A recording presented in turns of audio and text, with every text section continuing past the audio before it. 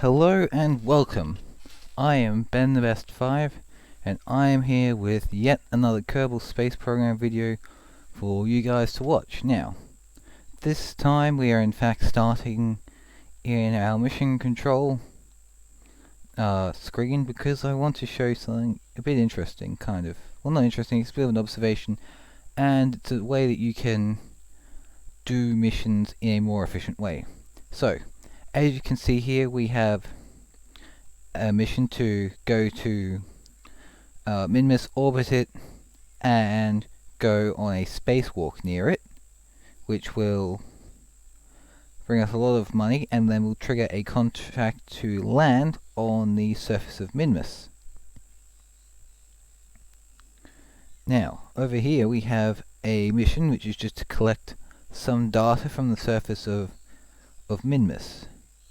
However, we won't be doing this video. We'll in fact be doing it next video when we have a mission to go to the surface of Minmus. However, I'm accepting it now because if I didn't, then it will expire, which means that I will be unable to accept it, which means it'll go to waste. Whereas if I accept it now, I can simply do it on my way to a Minmus mission, which is all ready to land on it, and thus save me some time and money and just make the mission overall more efficient by completing a contract which I wouldn't have available previously. And here we are launching our mission, which will take us to the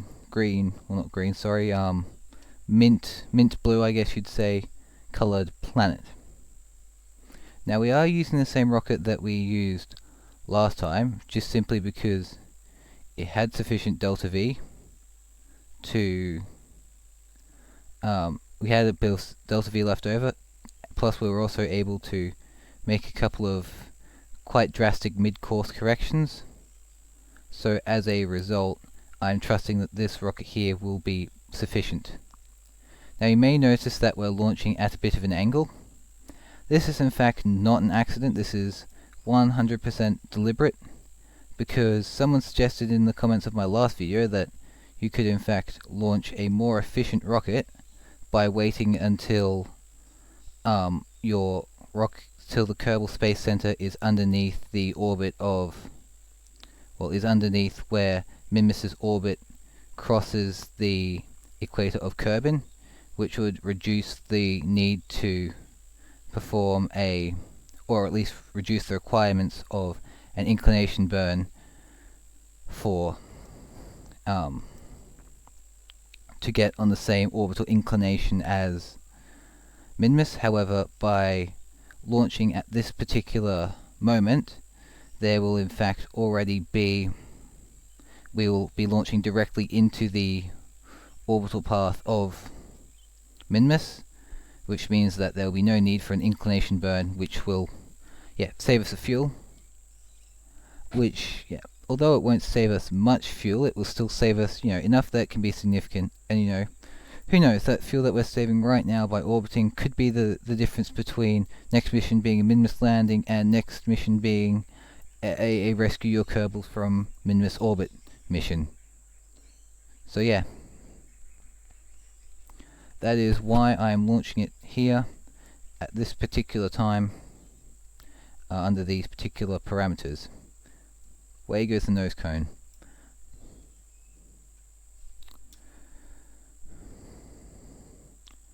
Also, I flew a rather rough trajectory, making sure that we only just got out of the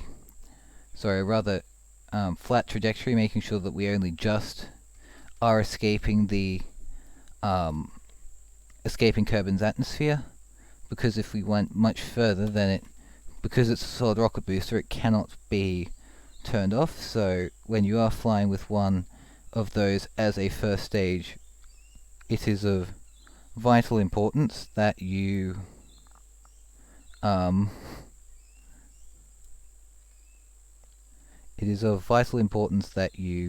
make sure that you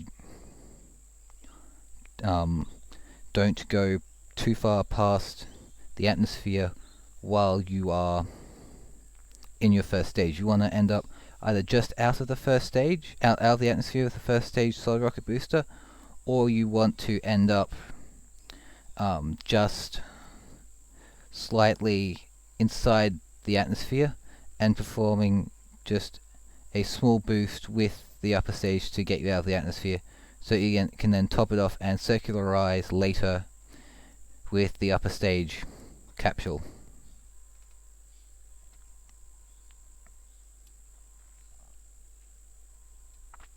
So now that we have circularized our orbit nicely, 80 by 83, which is actually a very, very good orbit. You know, 3 degrees of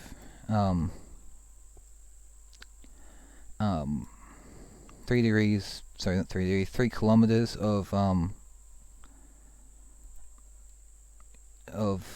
variations. Actually, not that bad.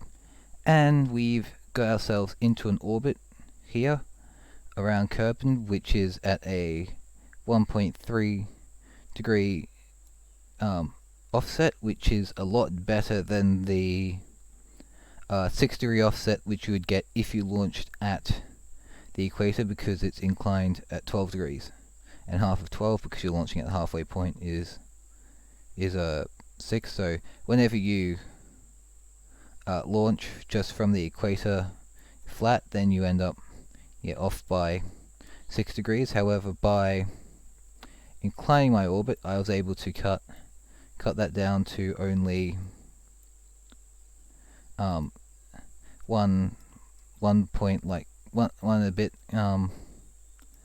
degrees, which means that we will save quite a lot of fuel, because we can in fact get an encounter right off the bat, and we have no need for anything like an inclination correction burn, which will in fact save us some fuel, meaning we have further potential for further burns later on.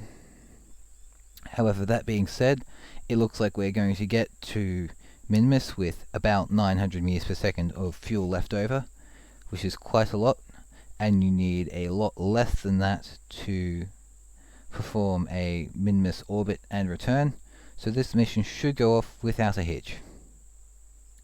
In fact, if we could, I'll need to check the numbers on this, but if we can in fact return from this mission with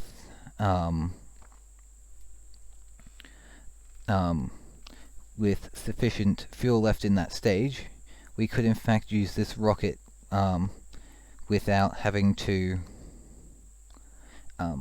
use a heavier rocket, which would cost more money.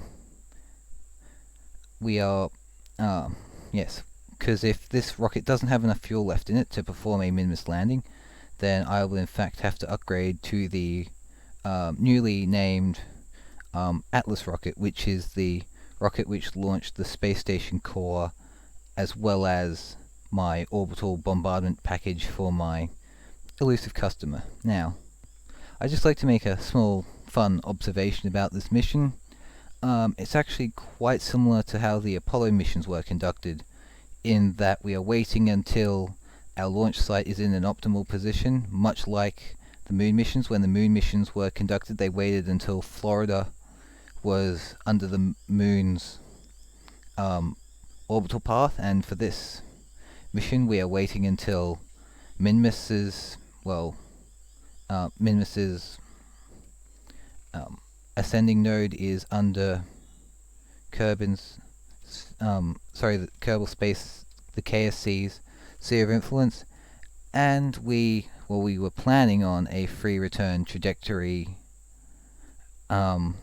orbit, much like that which was seen in the Apollo missions, and however our burn wasn't quite what our maneuver node planned, which means we're not going to quite get a free return trajectory. However, for this mission, that's not going to be too much of a concern. And the main point of a free return trajectory meant that was so that you could, partway through the mission, if something went wrong, you could in fact abort the flight by simply basically doing nothing. You could just let the craft pass through the moon, and then you'd be sent back towards the Earth so that you could re-enter and then land without having to deal with the possible threat which was jeopardizing the mission. And for this mission, we won't have to do any fancy Mun flybys or corrections or go the long way around. We will in fact get a nice Minmus encounter on our first orbit. So yes, last video was how to do Minmus and make lots of mistakes but still recover, and this video is in fact how to properly go to Minmus without making tons and tons of mistakes. So for our Minmus periapsis is pretty bad. It's pretty high up, which is not ideal for something like landing. However, we aren't trying to land, we're just trying to orbit, so and since Minmus is small, it's not particularly important, so I'll just go for a high Minmus orbit. However, I will lower down our periapsis quite a bit so that we can go through low Minmus space and collect some new science from space near Minmus, instead of the science, because the science we have is from space, a long way away from Minmus. However, I'm not going to bother raising lowering our apoapsis, because there's no need, because once we are in orbit and have collected the science and we have performed our spacewalk like the contract specifies, we will have no need to be in orbit of Minmus. Now, if I was going to land on Minmus, then I would actually make my periapsis nice and close to Minmus, and I'd also go for a nice low Minmus orbit, so that deorbiting would take as little energy as possible. However, for this mission I wasn't particularly precise. I didn't set my initial periapsis to be quite, I didn't set my initial periapsis close to Minmus, so we're not going to go for a low orbit, but again, it doesn't matter because we're just trying to get into a rough orbit, and since Minmus is quite small, it won't cost us much delta V. Now, Minmus, it is quite a small planet, so yeah. Now, normally, right, when you are going to a planet, if you do want to orbit it, getting close is usually a good idea, because it gets your orbit closer to that of the body you're trying to get to, which cuts down the delta V requirements for an orbit. However, Minmus is so small that that's kind of irrelevant.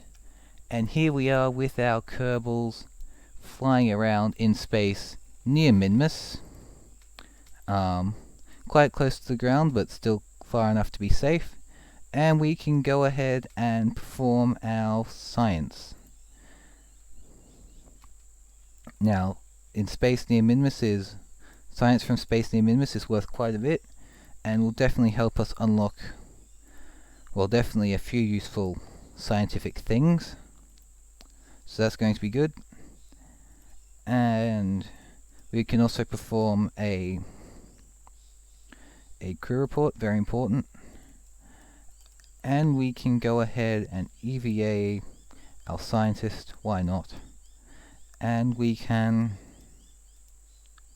perform an EVA report just to get a little bit more science, and now he can in fact let go of the capsule, and we can perform our spacewalk, which is required to complete the contract.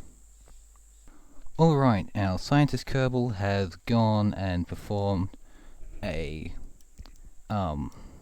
spacewalk to collect the science. So now it is time for our Kerbals to go home. Which, Kerbals like going home, I guess.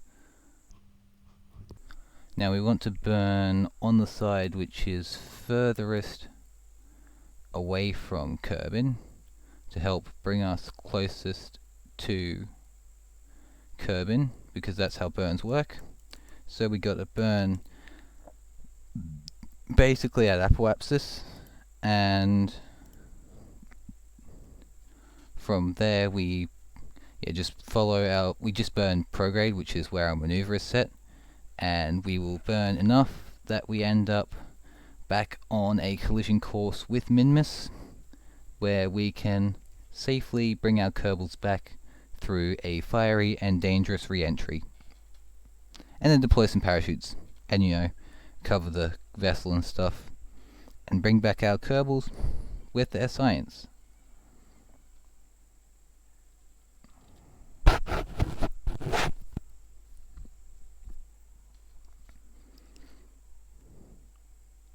Now this is another issue with having quite a bad orbit like I had here, which I probably in retrospect shouldn't have gone with. I should have gone with a much better orbit, is because this orbit here now, I had to perform my exit burn at apoapsis, or near apoapsis, which was rather inefficient because burning at periapsis is always best when doing these sorts of things, although theoretically it would have been most efficient if my periapsis was on the side closest, was on the side furthest away and my apoapsis was closest, because that would mean that I could then perform just a small burn at periapsis to quickly shoot ourselves back towards Kerbin. However, because it was in fact opposite to that, I had to perform a burn at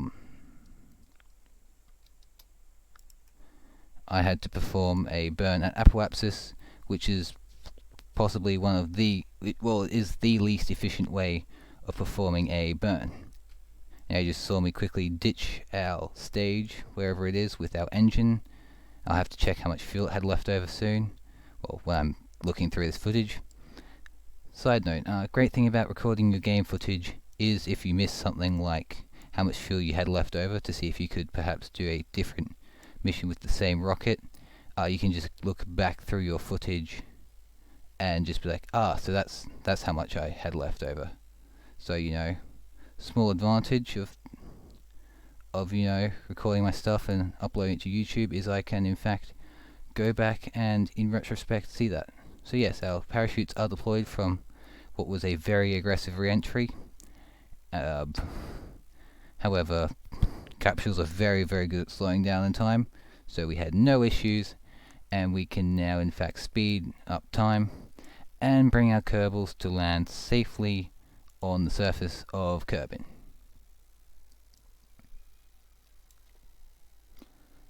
From their exciting trip to the moon. Now, I have a couple of seconds here to talk, so I guess I'll say this real quick. So if you liked my content, please do leave a like, because it greatly, I like it a lot when people support my content. It definitely supports me as a creator, so please leave a like, and if you want to see more, please do subscribe. Anyway, thank you for viewing and watching this far. I'm just getting that out of the way now while I've got some time to kill. Yep, but yes, seriously, please do like my content. It does, or comment to tell me if there's something you'd like me to do better, or just give me feedback. Or yes, do subscribe. Subscriptions very much help me. They help me help boost me through YouTube's algorithm. So please subscribe. Get all your friends to subscribe. Yeah. So we can go ahead and recover now that spiel is over. So yes, we got almost 300 science, which is a lot, and we could definitely unlock a couple of science nodes with that. We recovered a few parts, but it's not particularly relevant. But our crew's back, and that's the most important aspect of this mission. Yes, and we completed the contract, which is also pretty important. So yes, thank you for watching. I appreciate you as always, so I'm just going to say thank you again. I hope everyone watching this video has a great day. I have been adding end screens to the end of my content, so I mean there should be some appearing right about now, so do click one of those. Those help the algorithm as well, like it looks out for those. So apart from that, thanks for watching for like the 4th time this video.